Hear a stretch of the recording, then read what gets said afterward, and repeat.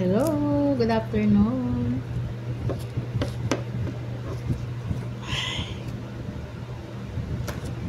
3:30 na po. Wala tayong ganap ngayon. Wala tayong walking. Wow! Kasi pansamantala po akong nag-aalaga ng aso kay Tani. Dahil yung kanyang nani ay nag-day off. Kaya wala muna tayong walking. Bawi na lang next week. Diba po? Kaya habang tulog si Tani, ako naman nagbabalat ng napakaraming bawang para sa akin lulutuin mamaya sa dinner na shrimp garlic. Dahil Friday ngayon, bawal daw ang karne. Bawal ang karne. Kaya shrimp muna tayo. Mag-fish fillet sana ako, kaya lang kakaluto ko lang ng isda nung nakarang araw. Wednesday, Wednesday. Kaya nag-shrimp muna ako ngayon.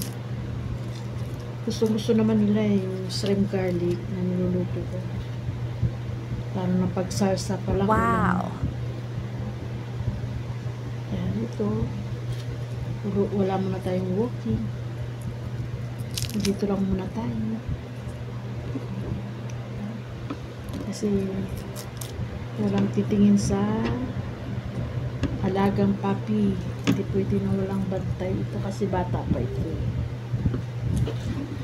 Baby pa ito, kaya kailangan may bantay. Kasi kakain, dudumi, ihiyan. Ganun.